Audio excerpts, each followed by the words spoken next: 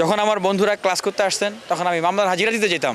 আমি 8 বার ছাত্রলীগ আওয়ামী লীগের হামলার শিকার হয়েছি এই বিশ্ববিদ্যালয়ে। অভ্যুত্থান পরবর্তী সময়ের সবচেয়ে বড় যে অধিকার ভিত্তিক আন্দোলন ঢাকা বিশ্ববিদ্যালয়ের শিক্ষার্থীদের, সেটাই কিন্তু এই যে ডাকসু। বলতে গেলে এই ডাকসুর জন্য জীবনপণ ফাইট করেছি এবং এখনও করছি, আমরণ অনশন করেছি এবং ঢাকা বিশ্ববিদ্যালয়ের শিক্ষার্থীরা সঙ্গ দিয়েছেন, সমর্থন দিয়েছেন, সাথে ছিলেন, বিধায় আমরা তফসিল পেয়েছি এবং আজকের ডাকসু নির্বাচন হচ্ছে। এবং এর আগের কথা যদি বলি, যে এই যে পিএসসি সংস্কার আন্দোলন, শিক্ষার্থীদের চাকরির সমস্যা, এর জন্য বিশ্ববিদ্যালয়ের প্রত্যেকটা হলের প্রায় রুমে রুমে আমি শিক্ষার্থীদের কাছে গিয়েছি। এবং যদি বলি যে চাকরির আবেদন ফি কমানো 200 টাকা করা, এটার জন্য আন্দোলন। অভ্যুত্থানের সময় এবং অভ্যুত্থান পূর্ববর্তী সেই ফ্যাসিবাদের সময় যখন অসীম সাহস নিয়ে আসলে আমাদেরকে এখানে দাঁড়াতে হয়েছে, তখন হলগুলোতে প্রায় শিক্ষার্থীদের উপর নির্যাতন হতো। যদি এইভাবে বলি যে 18 কোটা সংস্কার আন্দোলন থেকে 24-এর অভ্যুত্থান, সেই আবরার ফাহাদ থেকে ফুলপরির নির্যাতন, প্রত্যেকটা ঘটনায় আমরা প্রতিবাদ জানিয়েছি। ইভেন হলগুলোতে অনেক সময় ছাত্র শিবির ট্যাগ দিয়ে শিক্ষার্থীদেরকে মারা হতো, ছাত্রদল ট্যাগ দিয়ে মারা হতো। তখন এই বিশ্ববিদ্যালয়ে ওনারা অনেক সময় প্রতিবাদ না করতে পারলেও আমরা প্রতিবাদ করেছি, আমরা দাঁড়িয়ে গেছি। আমরা কখনো দেখি নাই যে কে শিবির, কে দল বা কে কি, আমরা সবাইকে ঢাকা বিশ্ববিদ্যালয়ের শিক্ষার্থী হিসেবে বিবেচনা করেছি এবং আমরা সেই কথাটাই বলেছি। এবং এই যে এখনও আমরা যে সংকটগুলোর কথা বলতেছি, আবাসন সংকট, লাইব্রেরি সংকট, খাবারের সমস্যা, আমাদের একাডেমিক ডেভেলপমেন্ট না, এই সমস্যাগুলো নিয়ে দীর্ঘদিন থেকেই আসলে কথা বলে আসছি। তো সেই জায়গা থেকে আমি মনে করি যে অবশ্যই বিশ্ববিদ্যালয়ের শিক্ষার্থীরা তারা সেই বিষয়গুলো বিবেচনা করবেন এবং অতীতের যে কার্যক্রম এবং যে আপসীনতা, সেই বিষয়গুলোকে মূল্যায়ন করবেন। আমার নামে 12টা মামলা ছিল। বসুন্ধরা ডায়াপেন্ট এখন আরো উন্নত। এই হট এয়ার থ্রো টপশিট দ্রুত শোষণ করে সোনামণিকে দেয় কোমল অনুভূতি। যখন আমার বন্ধুরা ক্লাস করতে আসতেন তখন আমি মামলার হাজিরা দিতে যেতাম।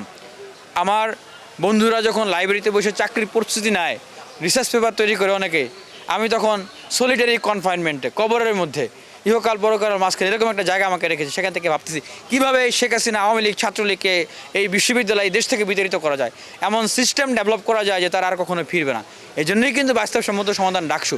এবং আমি 8 বার ছাত্রলীগ আওয়ামী লীগের হামলার শিকার হয়েছি এই বিশ্ববিদ্যালয়ে। আমরা কিন্তু পিছু হটি নাই, জেলখানায় গিয়েছি, জেলখানা থেকে সরাসরি এসে প্রতিবাদ করেছি বিশ্ববিদ্যালয়ে। হাসপাতালে গিয়েছি, হাসপাতাল থেকে সরাসরি বিশ্ববিদ্যালয়ে এসে প্রতিবাদ করেছি। আশা করি বিশ্ববিদ্যালয়ের শিক্ষার্থীরা এভাবে করেই তাদের চিন্তাগুলো বা তাদের অবস্থানগুলোকে তুলে ধরবেন এবং মূল্যায়ন করবেন যে সত্যিকার অর্থেই শিক্ষার্থীদের পাশে কারা আছেন এবং আগামী দিনে ঢাকা বিশ্ববিদ্যালয়কে কোথায় নিয়ে যেতে চাই। আমরা কিন্তু ডাকসু ফর চেঞ্জ, আমাদের যে প্যানেল, আমরা এটাই নাম দিয়েছি যে আমরা আর সেই বিগত সময়ের পেশিশক্তি, কালো টাকার রাজনীতিতে যেতে চাই না। আমাদের স্লোগান দিয়েছি, no more dirty politics, no more violence, make the DUCSU for academic excellence. আমরা সবাইকে সাথে নিয়ে একাডেমিক এক্সেলেন্সের দিকে আগাইতে চাই। বিশ্ববিদ্যালয়ের প্রায় অর্ধেক শিক্ষার্থী নারী শিক্ষার্থী।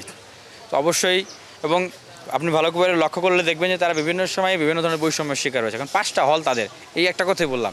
এই জন্যই আমরা এই জায়গাটায় নিয়ে এসেছি, কারণ সমাজ, রাষ্ট্র, বিশ্ববিদ্যালয়ের বাস্তবতায় যেখানে অর্ধেক শক্তি নারী শক্তি, সেখানে গুরুত্বপূর্ণ একটা জায়গায় তাদের পার্টিসিপেশন, প্রতিনিধিত্ব করা উচিত বলে আমরা মনে করি। আমরা এতদিন যে ফাইট করেছি, আমরা তো কোনো এম্পাওয়ারমেন্টের জায়গায় সেভাবে ছিলাম না। তা আমরা বিজয়ী হই বা না হই, আমাদের যে অধিকার ভিত্তিক আন্দোলন, আজকে অনেকেই ডাকসুতে পার্টিসিপেট করতেছে, তারা তো আগে ফাইট করতে পারে নাই। তো আমরা অনেকের জন্যই স্পেস তৈরি করে দেওয়ার ক্ষেত্রে ভূমিকা রেখেছি এবং অনেক নির্যাতন, নিপীড়নের শিকার হয়েছি।